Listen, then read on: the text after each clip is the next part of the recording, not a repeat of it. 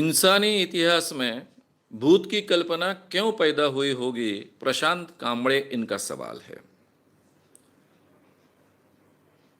एक तो पहले इंसान क्यों मरता है, क्यों जीता है, इसका फर्क क्या है, यह समझने की कोशिश तो इंसान ने की होगी। जिंदा इंसान और मरा हुआ इंसान, इसमें फर्क क्या है।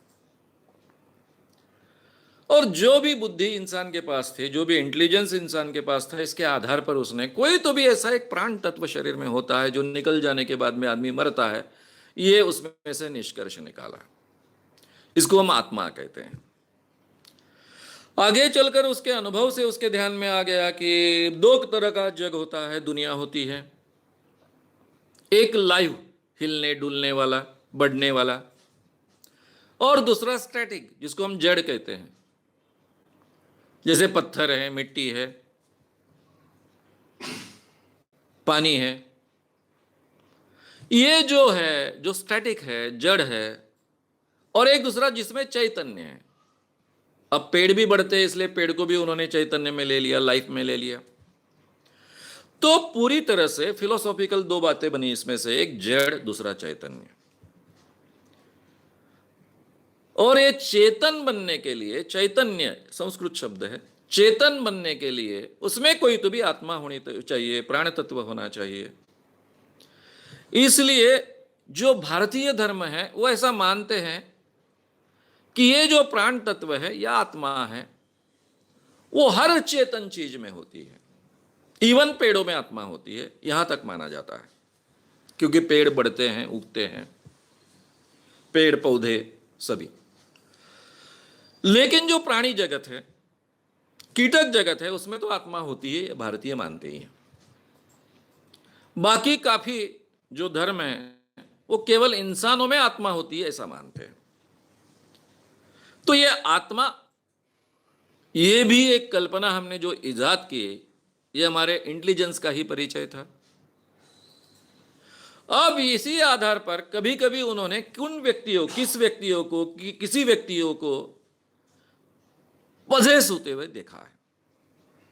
अब पजेस क्यों हुए होंगे, ये भी हमारे ध्यान में आता है। अब इंसान आज भी मरते हैं, पहले भी मरते थे, पहले बहुत ज्यादा मरते थे, छोटी छोटी बातों से मरते थे।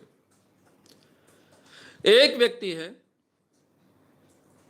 उसकी एक प्रियतमा है, उससे वो बहुत प्रेम करता है। दोनों शिकार के लिए जा रहे हैं या फिर बाहर जा रहे हैं, और आते आते एक जानवर आता है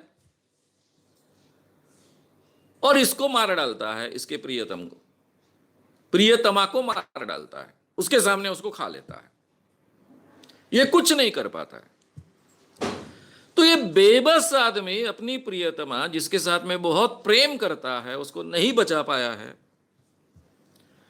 ये बहुत अस्वस्थ होगा, बहुत इमोशनल होगा। वो चाहता होगा कि मुझे वो प्रियतमा दिखे, जिसको अभी मैं देख नहीं पा रहा हूं।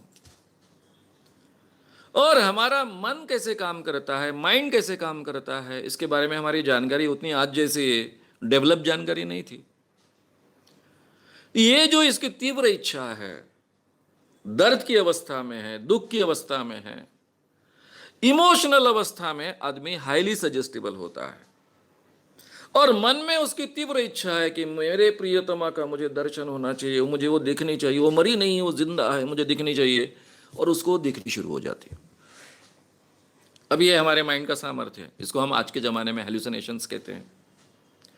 वो दिखती है, बोलती है, मेरे साथ बैठती है, ये अनुभव ये लेता है। इस अनुभव को आगे का आदमी कैसे इंटरप्रेट करेगा? आगे के आदमी को इसकी प्रियतमा दिखती नहीं है, इसको लेकिन दिखती है। ये उसके साथ बैठा है, गोदी में लेकर बैठा है, उसके साथ बात कर रहा है,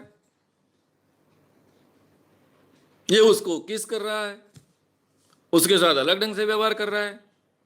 सामने के व्यक्तियों को क्या दिखेगा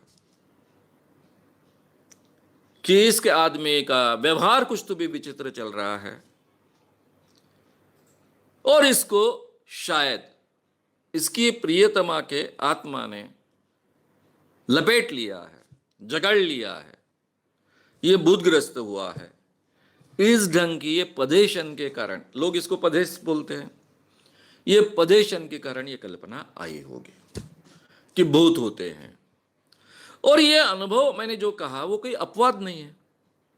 जो भी व्यक्ति इस मानसिक अवस्था में होगा, तीव्र इच्छा होगी, उस हर व्यक्ति को इस ढंग के हेलुसिनेशन होने की गुंजाइश है। शायद हेलुसिनेशन नहीं तो थोड़े निचले दर्जे के भ्रम होने की गुंजाइश है। यानी कम से कम दिखेगा, आवाज नहीं आएगी, बोलना नहीं सुनाई देगा, तो कम से कम दिखेगा, इतना तो पॉसिबल होगा। तो इस कारण ये भूत की कल्पना पनपते गई।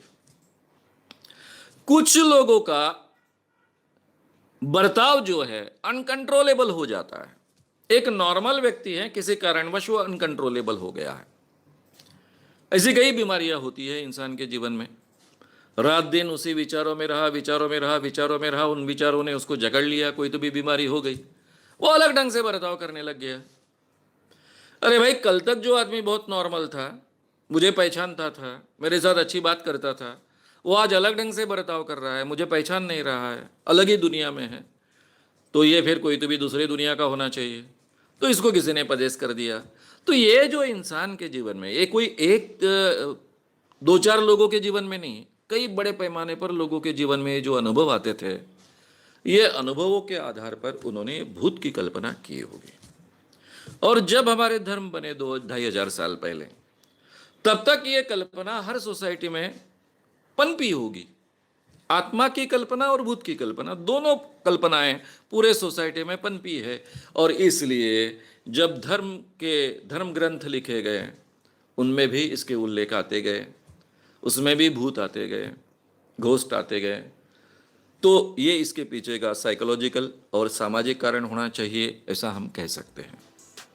अगर आपको ये वीडियो पसंद आया हो तो उसे ज़रूर लाइक करें, लोगों में ये अवेयरनेस फैलाने में हमारी मदद करें। वीडियो को ज़रूर शेयर भी करें। तो हमारे YouTube चैनल श्याम मानव को विज़िट करें। ऐसे सारे वीडियोस का आनंद लेने के लिए हमारे चैनल को सब्सक्राइब करें। उसके लिए सब्सक्राइब बटन दबाएं। नए वीडियोस का नोटिफिकेशन पाने के लिए बेल आइकन दबाएं।